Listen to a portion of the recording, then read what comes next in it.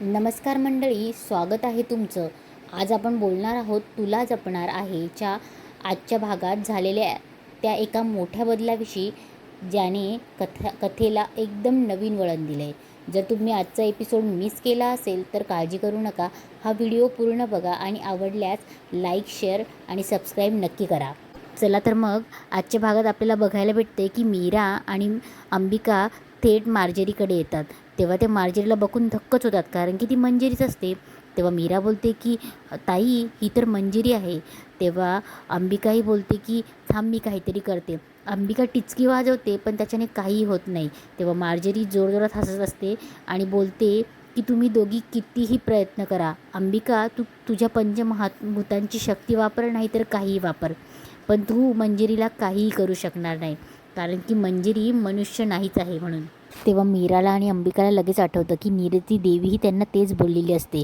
तेव्हा मार्जेरीकडे हसते आणि बोलते की ती माझी मिती आहे, माझी सावली आहे, माझं एक अस्त्र आहे.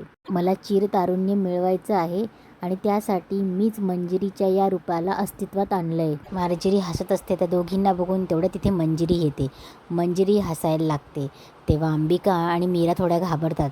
तेव्हा मंजिरी बोलते की आता कळलं मी कोण येते. तेव्हा मंजिरी बोलते की मला चिरतारुण्य मिळवायचे आणि त्यासाठी मीरा, मला तुझ्या आईचा आणि तुझ्या होणाऱ्या मुलीचा आत्मा कवडीत कैद करायचा आहे. चिरतारुण्य मिळवणं हे माझं सगळ्यात मोठं ध्येय आहे आणि ते मी पूर्ण करणारच. मला कोणीही थांबवू शकत नाही. तेव्हा मंजिरी मार्जेरीकडे बोट दाखवते आणि बोलते की तुम्हाला माझं खरं रूप बघायचं होतं ना, आता बघा, हे आहे माझं खरं रूप. मला चिरतारुण्य मिळवायचं आहे. माझं खरं रूप जाऊन जगाला सांगा, मला काहीही फरक पडत नाही. जगाला ओरडून सांगा की मंजिरी कोण आहे, आणि जो कोणी माझं खरं रूप बघेल त्याच्या आयुष्यात तोच संघर्ष सुरू होईल जो तुम्ही आत्ता तुमच्या आयुष्यात चालू आहे. तेव्हा मंजिरी हसत मार्जेरीकडे जाते. मीरा आणि अंबिका दचकलेली असते. तेव्हा मंजिरी मार्जेरीकडे जाते आणि मार्जेरीमध्ये घुसते. तेव्हा त्या दोघी एकच असतात. तेव्हा मीरा आणि अंबिकाला मार्जेरी दोघेही दिसत असतात. तेव्हा मंजिरी जोरजोरात हसते. तेव्हा मीरा बोलते की मंजिरी, मी तुझं खरं रूप. तेव्हा अंबिका तिला दाबते आणि बोलते की मीरा, इथे काहीच बोलू नको, चल आता. पटकन अंबिका मीराला घेऊन जाते. तेव्हा मंजिरी इकडे जोरजोरात हसते आणि बोलते की मी चिरतारुण होणारच. इकडे नर्मदा मायाला सांगत असते की माया, तू त्या मंजिरीची बाजू घेऊ नकोस. सारखी तिची बाजू घेतेस, ती कशी आहे तुला माहीत नाही. यांना तिनेच बेडूक बनवलं होतं. तेव्हा माया बोलते की पण चूक यांची होती ना. तेव्हा दामोदर बोलतो की माझी काय चूक होती. तेव्हा माया बोलते की त्यांचं मंगळसूत्र तुम्ही चोरलं. तेव्हा दामोदर बोलतो की चोरलं नाही, ते बाहेर पडलं होतं. तेव्हा माया बोलते की तुम्ही परत दिलं ते नाही ना, मग तुम्ही ते चोरलंच. कशाला उगाच त्या बाईच्या नादी लागायचं, मी म्हणते. तेव्हा नर्मदा बोलते की अगं, तू सारखी तिची बाजू घेऊ नकोस. ती बाई कशी आहे ते तुला माहीत नाही. तेव्हा माया बोलते की ती बाई कशीही असो, मला माझा जीव प्यारी आहे, म्हणून मी तिच्या विरोधात जाणार नाही. तेव्हा दामोदर बोलतो की तू आता तुझ्या जीवाचा आत्ता विचार करतेस आणि तिथे तुझा जीव घेतला तर. तेव्हा अजित बोलतो की नाही Maya, I can't without you. मी तुझ्याशिवाय ही लाईफ इमॅजिनही करू शकत नाही. एक काम करूया मॉम, जो तुझा हिस्सा जो तुला मिळाला आहे ना प्रॉपर्टीचा ह्या घरातल्या, त्याच्यातला माझा हिस्सा तू मला देऊन टाक. माया, आपण तो विकून टाकू आणि मस्त 1, 2, 3 BHK फ्लॅट घेऊ आणि मस्त सुखाने संसार करू. तेव्हा नर्मदा बोलते की अशी एक देईल ना तुझ्या कानाखाली. तेव्हा नर्मदा मायाला सांगत असते, हे बघ माया, मंजिरीवर विश्वास ठेवण्यापेक्षा ना मला तरी वाटतं की आपण मीरावर विश्वास ठेवायला हवा, कारण की मीराकडे एक काहीतरी विलक्षण शक्ती आहे. तेव्हा तेव्हा माया बोलते की मंजिरीकडे त्याहूनही जास्त शक्ती आहे. तेव्हा नर्मदा तिला समजावून सांगत असते की मंजिरीच्या प्रत्येक शक्तीला परतवून लावण्याची शक्ती मीराकडे आहे आणि त्यामुळे मला असं वाटतं की आपण मीरावरच विश्वास ठेवायला हवा. तेव्हा अजितही बोलतो की पॉईंट आहे. इकडे मीरा आणि अंबिका बाहेर येतात.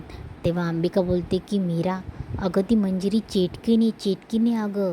तेव्हा मीरा तिला सांगते की ताई, ती मंजिरी चेटकीन आहे, पण खरं तर मंजिरी कोणीच नाही आहे अगं. त्या चेटकीने मंजिरीला बनवलं आहे आणि आपण इतक्या दिवस जी लढत होतो ना, ते मार्जेरीने बनवलेल्या त्या मंजिरीसोबत.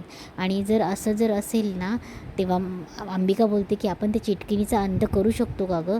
तेव्हा मीरा बोलते की अगं ताई, जर आपण त्या चिटकिणीचा अंत करू शकलो नाही ना, पण आपल्याला मग मंजिरीचं खरं रूप सगळ्यांसमोर आणून काहीच उपयोग नाही आहे. तेव्हा अंबिका बोलते की मीरा, तुला एक गोष्ट बघ ना गं, देवी आईने आपल्या दोघींना निवडलं आहे, मनुष्य आणि आत्मा. काहीतरी त्यात तथ्य असेलच ना. आणि तुला माहिती आहे का, आपण रोज एक काही ना काहीतरी सत्य उलगडतं आहे आणि आपण त्या सत्यापर्यंत जाऊन पोचतो आहे. याचाच अर्थ असा आहे की ती चेटकीण अजिंक्य नाही आहे. जर ती अजिंक्य असती ना, तर तिने आपल्याला असं घाबरवलं नसतं. तेव्हा अंबिका बोलते की नाही मीरा, मला मला खात्री आहे की ह्या चेटकिणीचा अंत होणार. तेव्हा ती मीराचा हात हातात घेते आणि बोलते की आणि ह्या चेटकिणीचा अंत हा आपणच करू शकतो.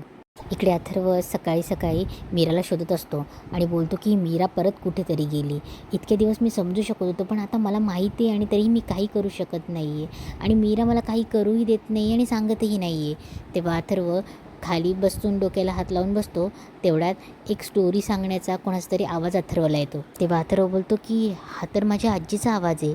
इकडे मीरा आणि अंबिका घरात येतात. तेवढ्यात नर्मदा मीराला बोलते आणि विचारते की मीरा, काय झालं? तेव्हा मीरा बोलते की कुठे काय? तेव्हा नर्मदा बोलते की नाही, म्हणजे मंजिरी घरात नाही आहे आणि तूसुद्धा बाहेरूनच आली ना, म्हणून तुमचं काही सुरू आहे का? तेव्हा मीरा बोलते की नाही. तेवढ्यात मंजिरी येते बाहेरून आणि काहीतरी सामान घेऊन येते आणि बोलते की नर्मदा, जरा पाणी आण ना. तेव्हा ती मीराकडे आणि अंबिकाकडे बघते आणि बोलते की बाहेर इतका उकाडा आहे ना, बापरे, समजतच नाही, हा पाऊस कधी येणार आहे कुणास ठाऊक. नर्मदा, जा ना, पाणी आण. तेव्हा अथर्व तिकडनं येतो. तेव्हा मंजिरी अथर्वकडे जाते आणि बोलते की अथर्व, वेदा कुठे आहे रे? मी बाहेर गेली होती ना, तिच्यासाठी खाऊ आणला आहे. तेव्हा मंजिरी पिशवीतनं बिस्किटचा पुडा काढते. तेव्हा अंबिका बोलते की मीरा, ही वेदाकडे का चालली? थांबव हिला. तेव्हा मीरा बोलते की थांबा. तेव्हा ती पुढे येते. मी मंजिरीकडनं तो पुडा घेते आणि फेकून देते. तेव्हा आणि सरळ निघून जाते. तेव्हा मंजिरी बोलते की अथर्व, काय चाललं आहे हिचं? ही अशी कशी वागते, सारखी अशी डोक्यावर परिणाम झाल्यासारखी. तेव्हा अंबिकाही तिथून चालली जाते. तेव्हा अथर्व बोलतो की शांत हो आई, शांत हो. तेव्हा तो मुद्दाम बोलतो की बोलतो मी तिच्याशी. जोरात आवाज येतो की मीरा, आणि पुन्हा मीराकडे जातो आणि बोलतो मी असं मीराकडे जायला निघतो. तेव्हा मंजिरीला थोडा डाऊट येतो. मंजिरी मनात बोलते की याला नक्की काय झालं आहे?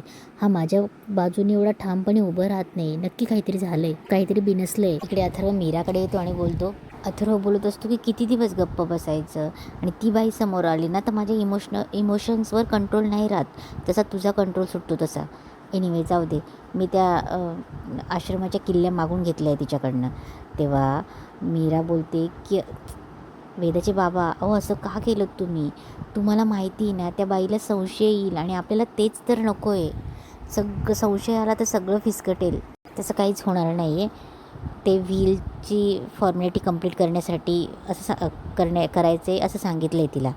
तेव्हा मीराही अथर्वला धीर देते आणि बोलते की आत्ताच आपल्याला ह्या सगळ्या गोष्टींचा धीर धरावा लागेल, म्हणजे त्याच्याशिवाय काहीच होणार नाही.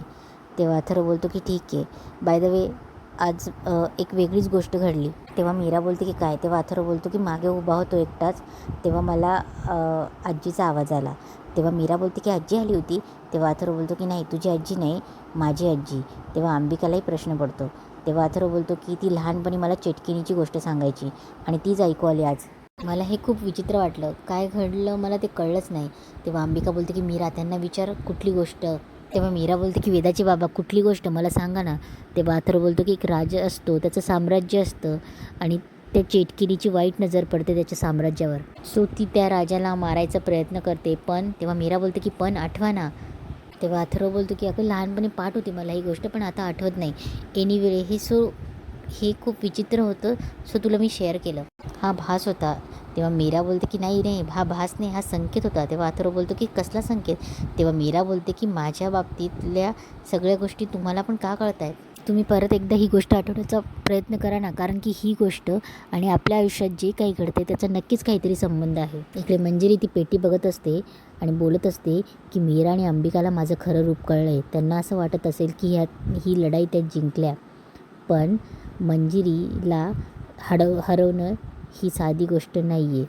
माझं तारुण्य मी मिळवणारच. इकडे हॉलमध्ये मीरा आणि अथर्व बोलत असतात तेव्हा मीरा बोलत असते की ही लढाई वाटते तितकी सोपी नाही आहे. तेव्हा अथर्व बोलतो की मला काही कळतच नाही, सुचेनासं झालं आहे.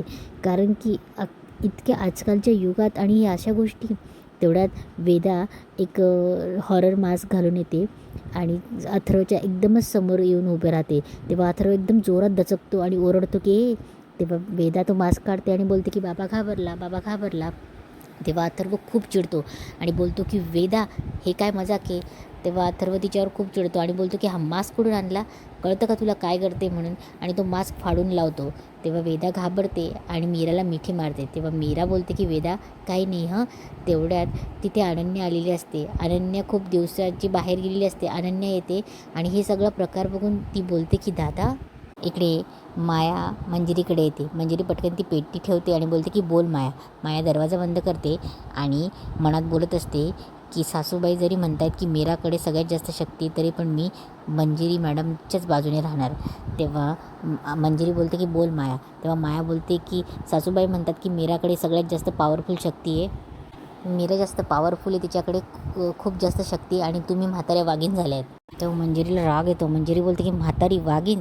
तेव्हा मायाचे केस धरून तिला खाली पाडते आणि बोलते की म्हातारी वाघीण वाटते. तेव्हा माया बोलते की नाही नाही नाही, आम्हाला नाही वाटत आहे, असं सासूबाईंचं मत आहे, नाही तर मी इकडे कशाला आली असती. तेव्हा मंजिरी बोलते की अजून काय काय वाटतं का तुम्हाला. तेव्हा माया बोलते की अहो हे मत माझं नाहीच आहे, असं त्यांना वाटतं. तेव्हा मंजिरी बोलते की मंजिरीची भीती काय असेल हे आता त्यांना कळेलच. आणि इथेच आजचा एपिसोड संपतो. आता उद्याच्या भागात आपल्याला अजून जास्त ट्विस्ट बघायला भेटणार आहे.